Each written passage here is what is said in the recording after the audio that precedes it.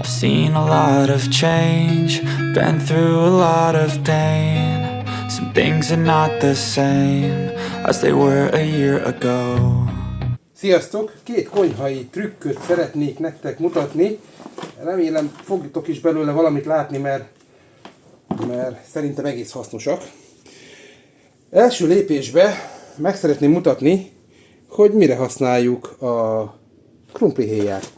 Most mindenki elkezd majd karácsonykor főzőcskézni, és látjátok, hogy van olyan krumplihéjünk, amin ilyen gyönyörű kis csírák vannak.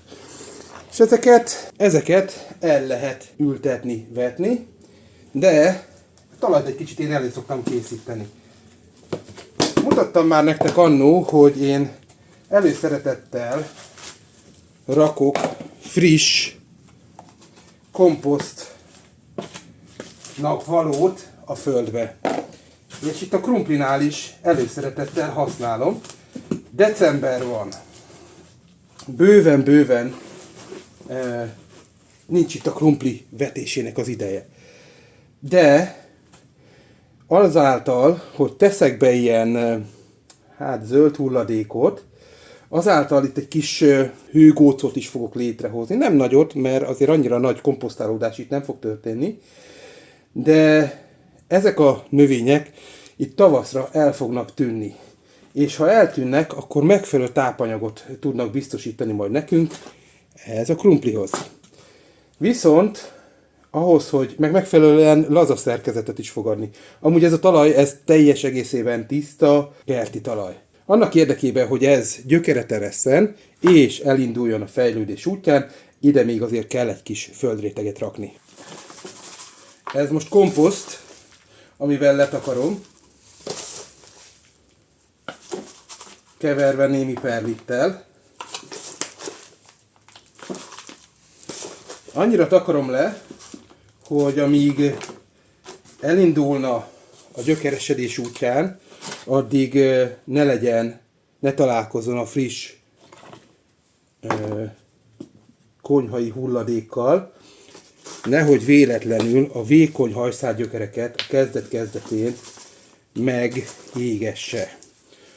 Ezt én az üvegházban nyugodt szívvel megmerem csinálni a vetést most, mert nálam viszonylag pozitívabb a hőfok, is mondhatnám, hogy folyamatosan pozitív a hőfok az üvegházba, és nem okoz problémát, hogyha véletlenül kint -10 fok van, akkor is itt bent a 0 fok fölött lesz a hőmérséklet.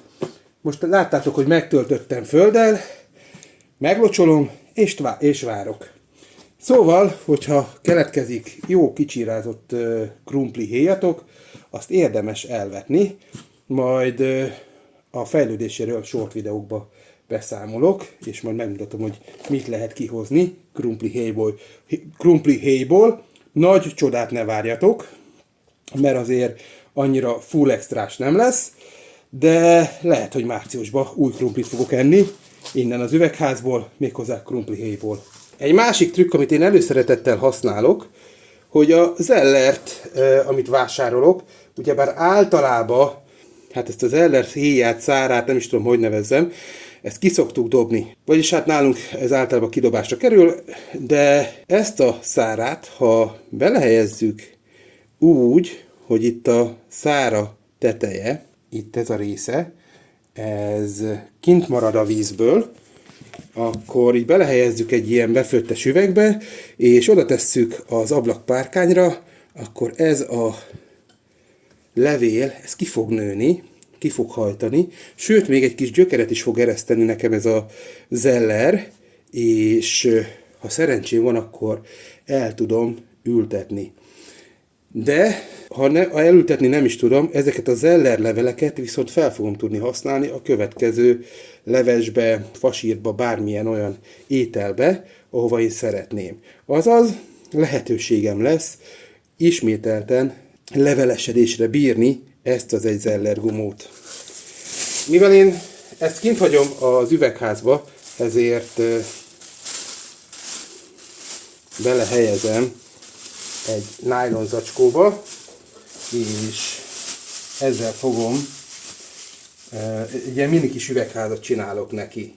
De ez konyhában nem szükséges, mert a konyhában azért pozitívabb a hőfok, mert az Ellernek egy olyan plusz 5 fok mindenképpen szükséges, nálam meg néha-néha előfordul hidegebb hőmérséklet is. Ezek voltak az én kis karácsony előtti konyhai trükkjeim, amiket mindenkinek csak javaslok kipróbálásra, mert nagyon-nagyon hasznosak lehetnek, mert hosszú távon megspórol nekünk némi pénzt, mint például krumplit, vagy éppen zellerlevelet. Amúgy a krumpli, hogyha ez nem is lesz díjnyertes krumpli, de vetőkrumplinak kiváló lehet.